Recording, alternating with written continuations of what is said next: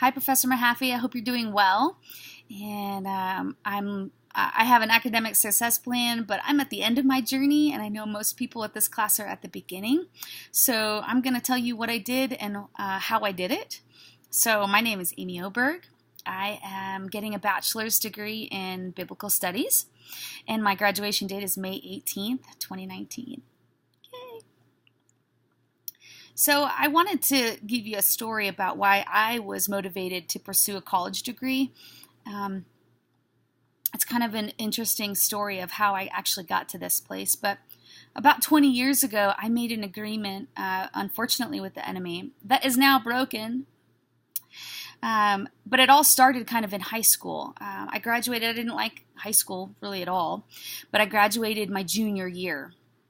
And only for that success to really be stolen by the enemy with this one little thought, and it was, I'm a bad student. So I didn't really realize it was happening until I was about 38 years old, and I went to a restoration conference. And that restoration conference, John Eldridge and Dan Allender were speaking at that conference, and they were challenging some of the lies that we did have in our life. And so I journaled a few things and wrote some things down. And when I got home, I started to wrestle with some of those things and kind of pleaded with God for what the truth was. Didn't really realize it was a lie. So I ended up saying, well, God said, well, you were a great student. And I said, well, I don't understand. Because I had some reading comprehension issues my whole life.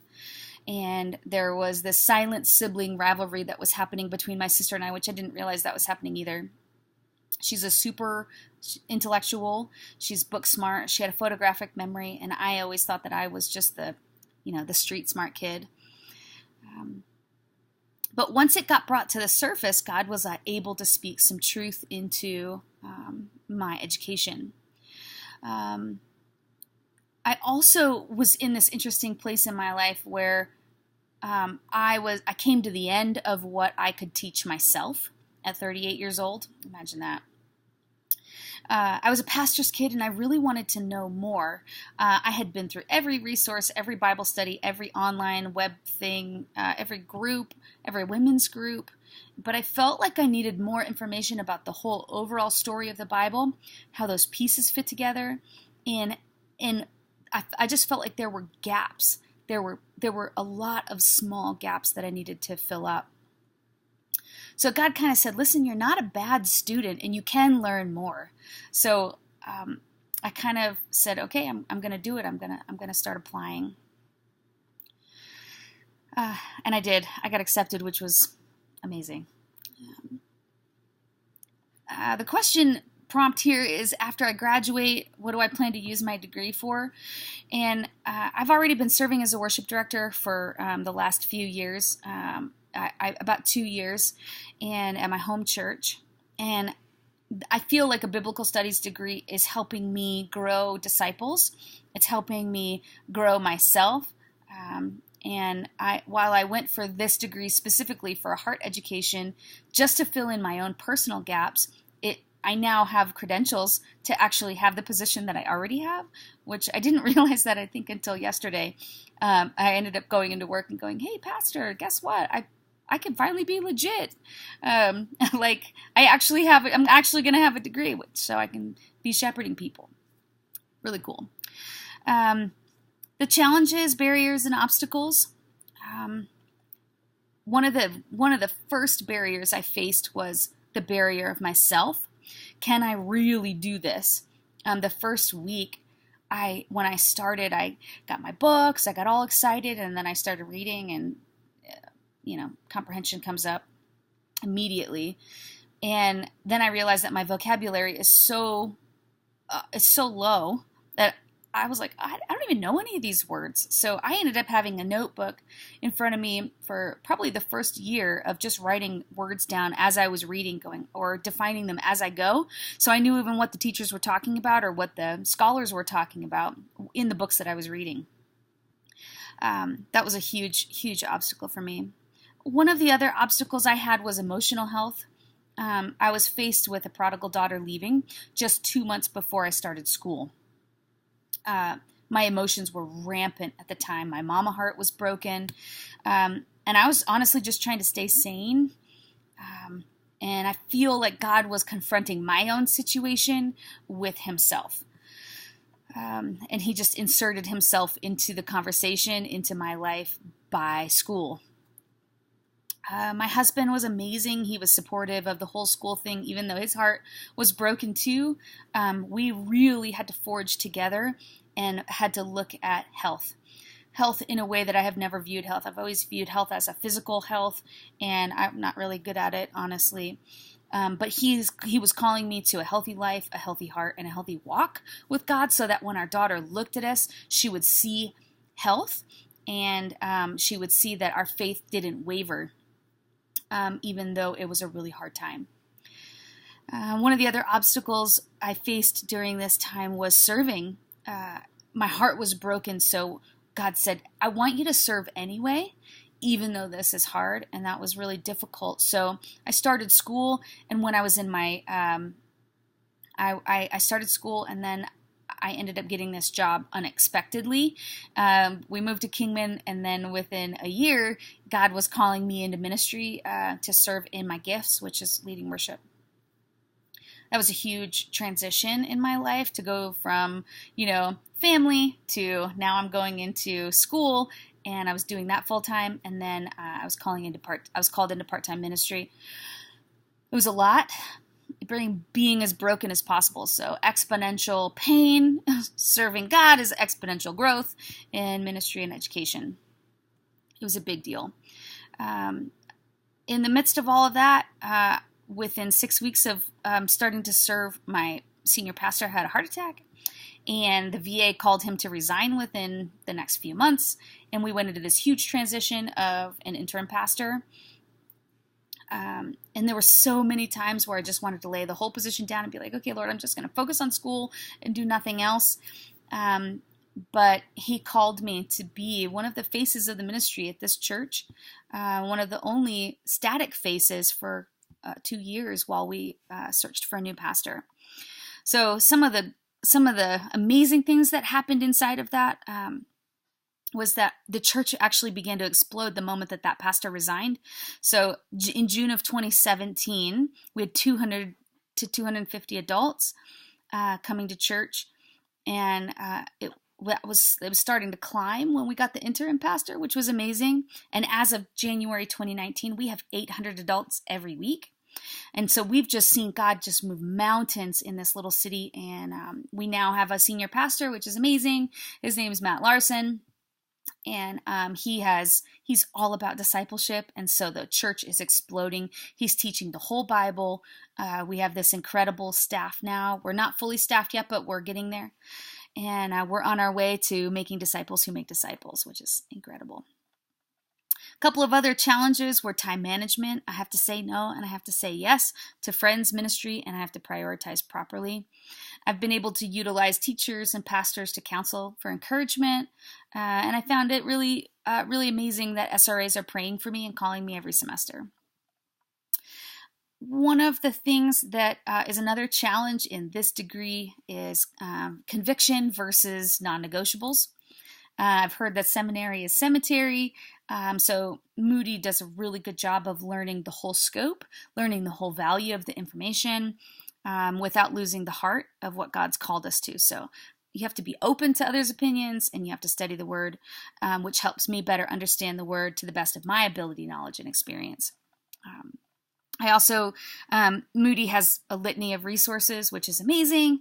I have professors who are specific in fields of study. It's come in very handy. And I've been able to go to them for praying for us and praying for the students. And that doesn't happen in a secular school, which is amazing. One of the things that was a challenge for me was Moody Distance Learning is the reading workload. I know I mentioned earlier that I have a reading comprehension issue. It's hundreds of pages every week, and that was really challenging for the first year. It took me a long time to settle into a rhythm of reading, And so I usually do all my reading on Mondays and Tuesdays, get it all done, and take really good notes.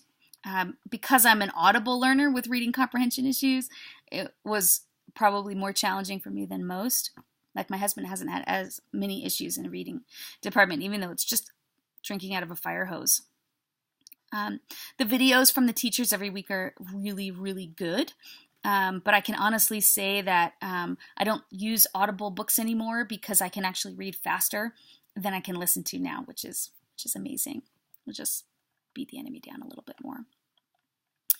My study habits. My study habits are probably different than most, but I'm a project person. So I love to sit down for hours and kind of feel like I've got all day Monday, all day Tuesday, and all day Friday to sit down and do my schoolwork.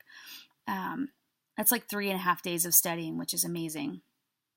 I study Monday, Tuesdays, and Fridays. It's a full-time schedule, and almost every hour of that is needed to do well, and I really want to do well. So I study on the weekends if I need to, but not very often, besides discussion boards on Sundays. We both study at Moody. My husband and I both study at Moody, so I work part-time and go to school full-time, and he works full-time and goes to school part-time.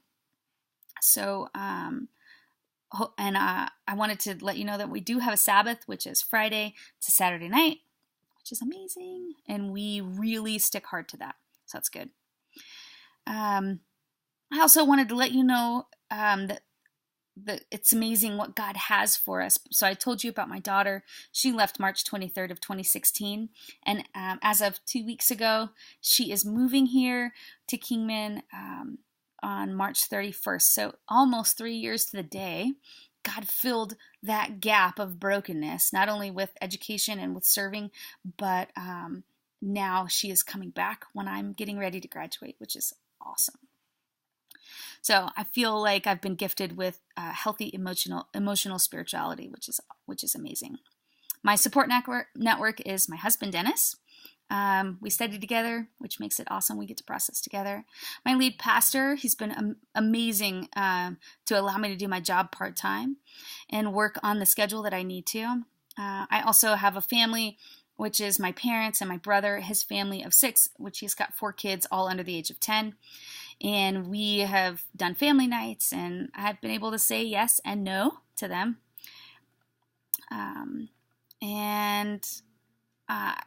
The next prompt is positive course experiences. So besides having Professor Mahaffey for a couple of courses, it's been amazing. One of my favorite professors was Professor Alan Schaefer. He challenged me to dig deeper, to go beyond. And I think that I took those challenges to go above and beyond because he made his expectations really clear of what he wanted from us and what he expected from us. One of the success strategies I used was making sure I had enough time. I did the work, I put in the time, made sure I had enough time, and I liked the fact that there was a beginning, a middle, and an end. I wanted there to be an end to the work, and so I was able to wrap it up and go, this is it, and take whatever grade. One of the negative course experiences I've had, it's kind of a funny story because the 2 classes that I have, it's embarrassing to even say this, but the 2 classes I got the lowest grades in, which are the worship class, a worship ministry class, and the women's ministry class. You'd think that because I'm a worship leader and because I'm a woman, I'd be able to do well in these classes, but not so much. I think that the reason I've had negative experiences is, honestly, in the worship class, I think there was bad testing. I know Professor Mahaffey and I were able to work through some of that, and hopefully I made that better for some of the other people because I just flunked some of the testing.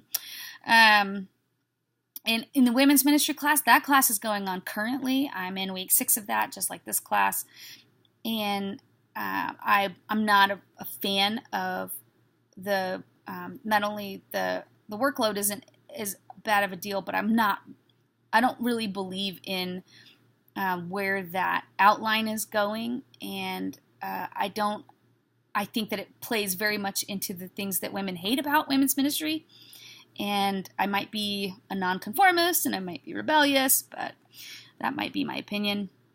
I am doing well in the classes, and I have done well even in both of the classes, but I feel like the women's ministry class is a loss of opportunity to be current, and I might be lacking a little bit of motivation with senioritis, but I'm not really sure the information is solid. So my professor, my academic advisor, and is Dr. John Goodrich. I'm looking forward to take a class with him, which is the Acts class. That's directed study. And I have 3 goals, my college goals. Number 1, do well. Finish well, because this is what kicks the enemy to the curb. I require a lot of myself. I don't settle for mediocrity, where our society is just settling a lot. Number 2 goal is to graduate, which is so exciting, May 18th. And my number 3 goal is to get to my sabbatical, which starts just a few weeks after I graduate. So I'm going to come and walk for school on May 18th, but I'm also going to take a sabbatical starting June 4th. We've decided, my husband and I have decided to walk the Camino, which is called the Way of St. James. I think in our world of busyness and mediocrity, we decided to give space and time to God, which is kind of the end of a 10-year plan, which is amazing. So we're going to walk 500 miles in 60 days, which is the whole length of Spain. So God has more. I don't know what it is, but I know that it's there. And this pilgrimage that we're going to be going to is going to give God space and time so we can walk with him and talk with him. So I really enjoyed my time at Moody. Thanks for being a great professor, and if you have any questions, let me know. Thanks. Buen camino.